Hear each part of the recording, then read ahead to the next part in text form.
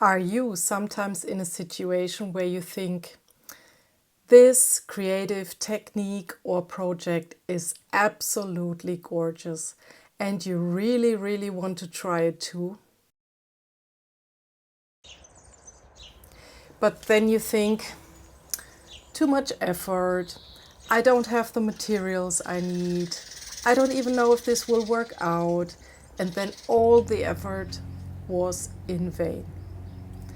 That's exactly what I thought about eco-dyeing for 2 years.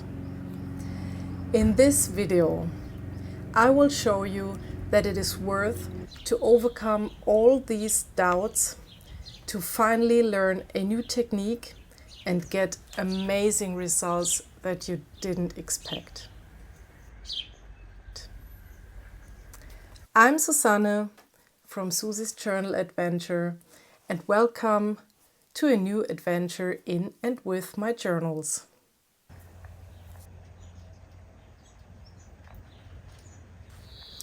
So for me, eco-dyeing was one of these projects that I really wanted to do for a long time.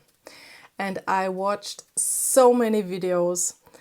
I admired all the beautiful results that the artists showed on social media, and somehow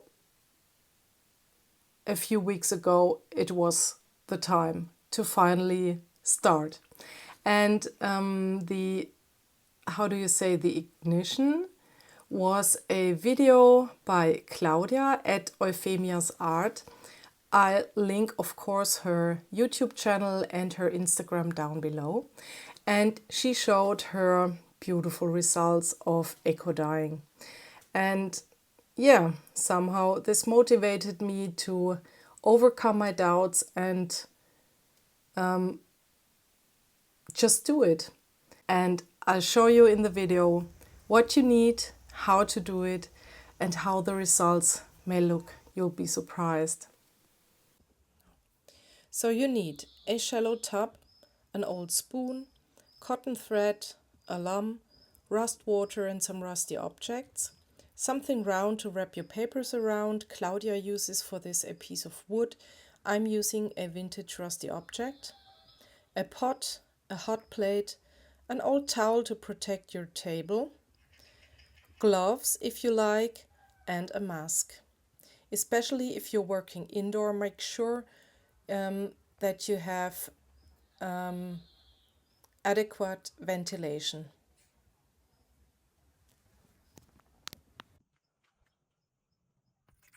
I did my eco-dyeing outside because I didn't want to have the fumes indoor. So here you can see me filling regular water into the tub and adding approximately 2 spoons of alum into the water.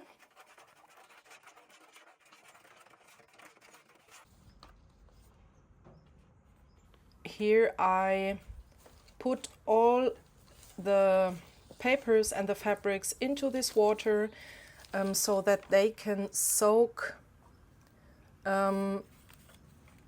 approximately for 30 minutes. This is exactly what Claudia did, and yes, I just followed her instructions.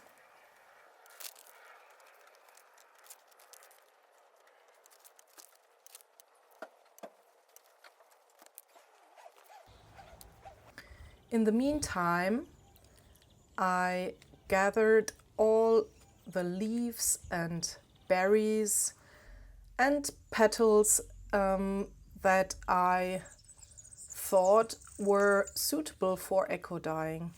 I must admit I did not do research before I started eco-dyeing. This was a real experiment for me. Of course, I'm sure you can find lists in the internet with all the plants that are suitable for eco-dyeing. For me, it was just important to get started, and I didn't want to overthink the process or if this might work out or not. I just wanted to start. So I gathered all the things that I had in my garden,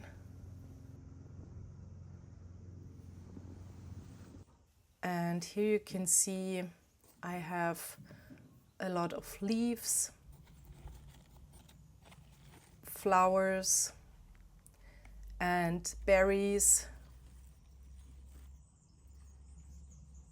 like red and black currants and blackberries.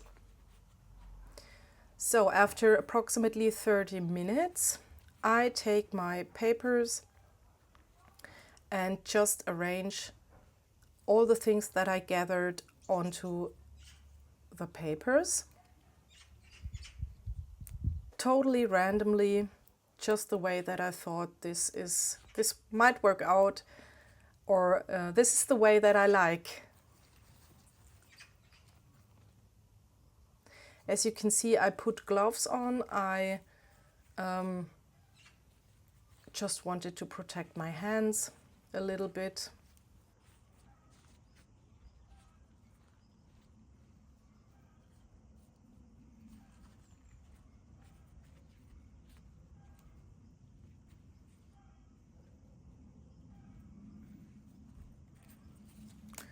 And I didn't overthink about this process or about this step. I just did what I felt this could get a nice result.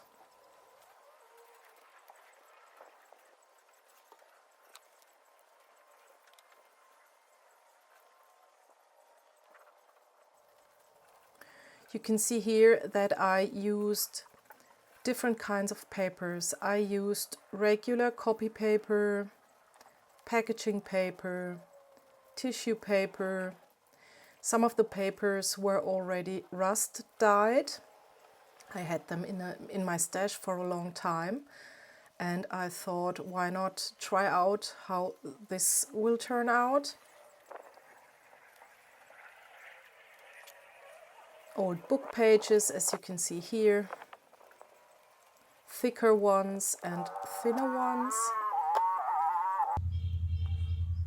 And in the end, I added a thicker piece of, I think this was an Amazon packaging, because you can roll up the stack of fabrics and papers way more better if you have a sturdy piece in the end. And I added some thicker paper in the end, as you can see here, and an additional piece of fabric, because the last paper that you could see here had already torn because it was too thin.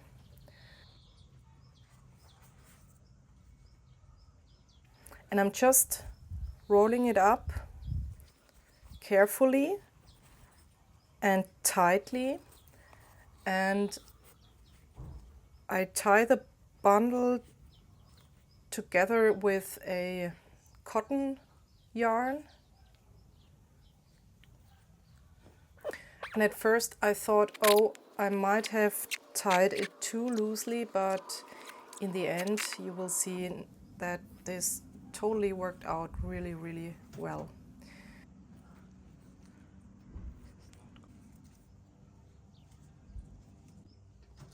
So I take my pot, this is regular water, and I add a little bit of my rust water.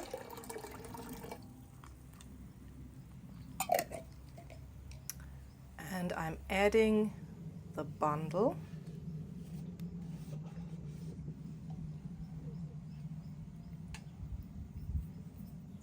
Here you can see me adding a rusty weight from an old scale. I'm adding the water with the alum and adding some more regular water and some onion peel.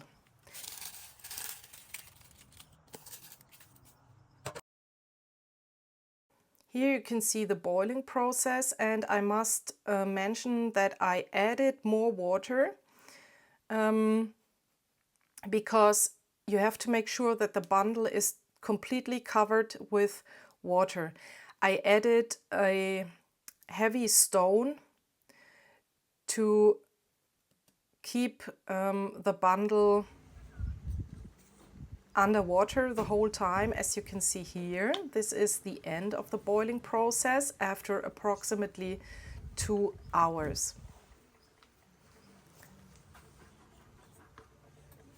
So here you can see me trying to get the stone out, and don't do this because you have to make sure that you don't burn your fingers in the boiling water. I finally managed to get it out. Make also sure not to inhale the fumes.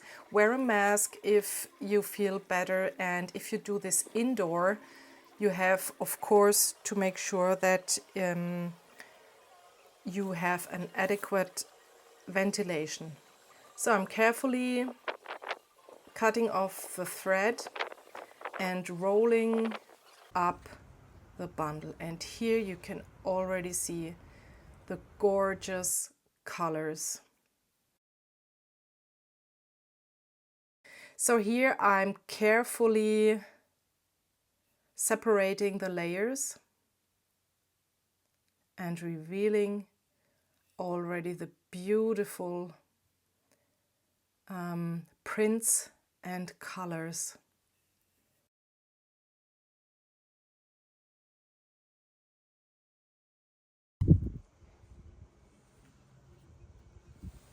Normally you can take off the leaves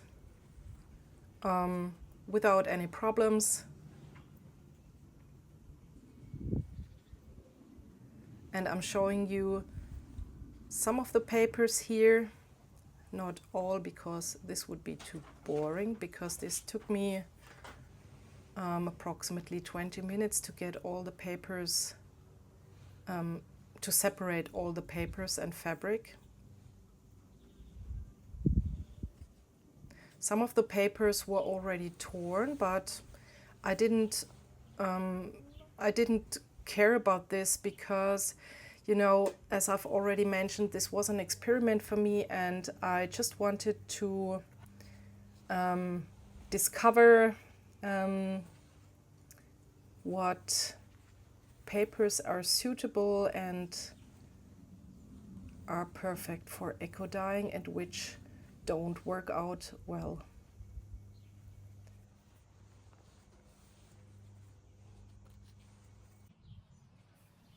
So here are the first results while drying in the sun.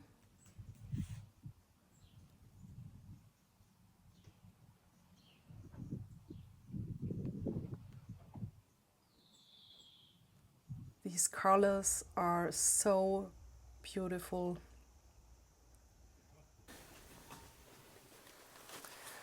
So let me show you what the papers and the fabric looks like when they are dry.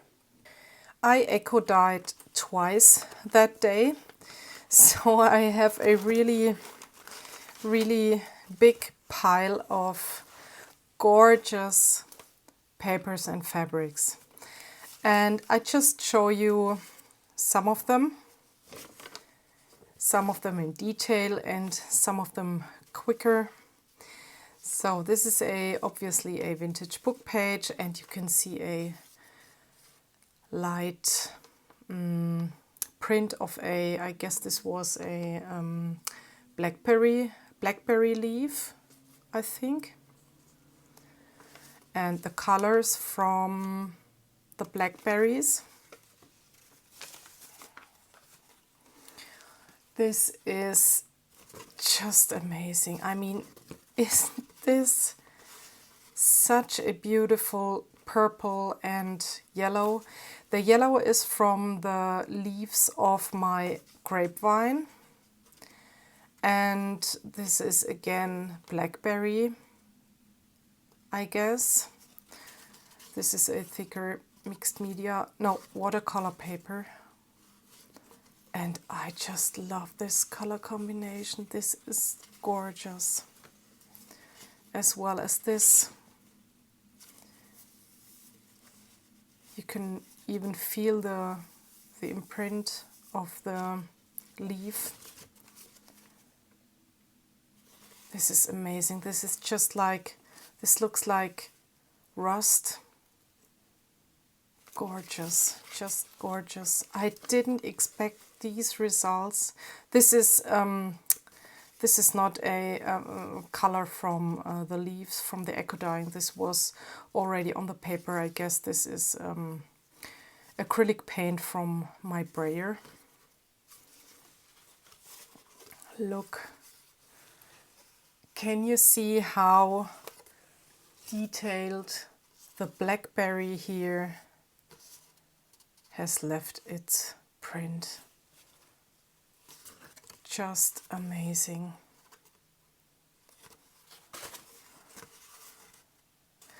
And I can see that the best results come out on this mixed media paper. This is mixed media paper. This is a little bit thinner than the watercolor paper I used. Let me show you again. This is watercolor paper and this is mixed media paper, and yeah, they are they left the best results in my opinion. This, look at this color. I can't tell you what kind of flowers this print left. I can't tell you anymore. You know, this was all an experiment for me, as I've already said, and I didn't expect that I would get these gorgeous results, and so I just, you know, I just did it, and I didn't, yeah, take notes or something like this. Look at this. I love that the petals from the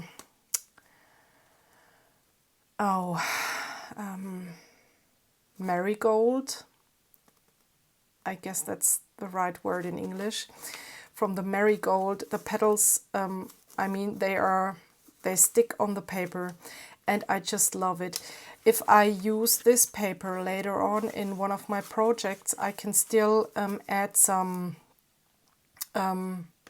matte gel medium on top, or I think clear gesso would also work, and then the petals won't come off. Or here, this tiny yellow petal blossom, gorgeous. This was a piece of a packaging paper, and this is also one of my favorite pages because of the petals here. Just love this. This is regular copy paper. Also beautiful results, but of course you get easier holes when you unwrap the bundle. And here again, beautiful blackberry print. This is gorgeous. This is so much eye candy for me, and this page is also really, really beautiful. I mean, this is a dark one, but can you see the print of the, this was a white blossom. Oh, let me just think about, this is a,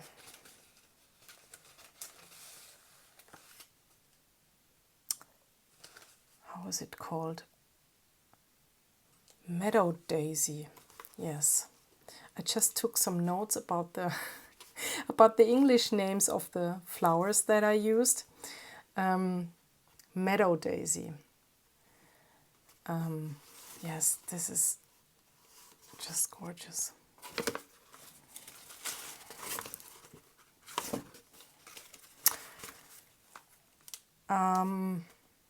Red currants have left this color. I mean, oh, and here you can still take off these dried pieces.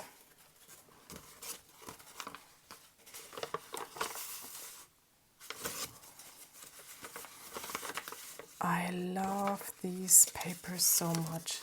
This was a, I don't know, kind of a tissue paper. And I did not think that the prints, the eco-dyeing would work out on this paper, but it worked.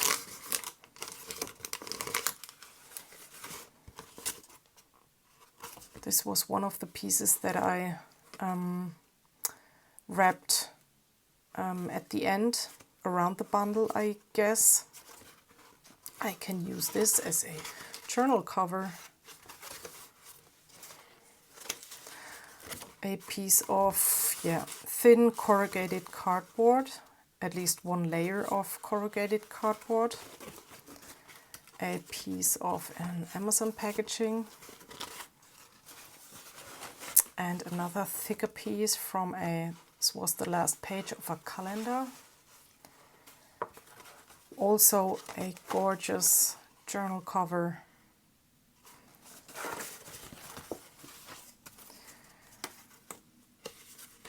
And I mean, I don't have to say anything about these pages, do I?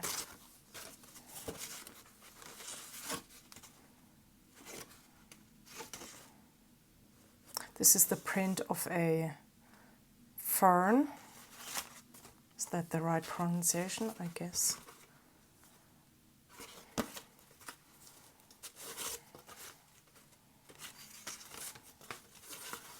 It's also so beautiful.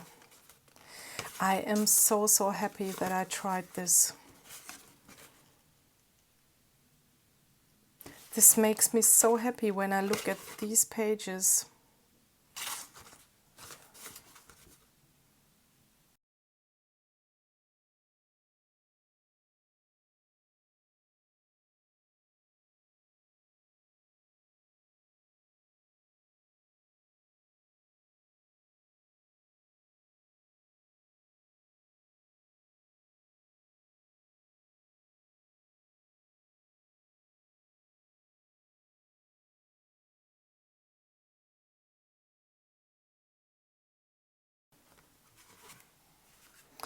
And here you can see the fabric pieces. Let me just put the papers quickly aside. This is just a piece of cotton from a fabric bag. And I don't know, I think I just put this in the pot while boiling, I don't know. Oh, this was a leftover piece. You remember I put the onion peel into the boiling water, and in the end I, maybe 10 minutes before I stopped cooking the water, boiling the water, I just put some onion peel, put it on this fabric that I had left on my table, and rolled it up and tied a knot with a thread around the bundle, and then and then I just put it in the water for about, I think, 10 or 15 minutes. And these are the prints of the onion peel. And the thread. This is gorgeous. Oh, and look at these colors again.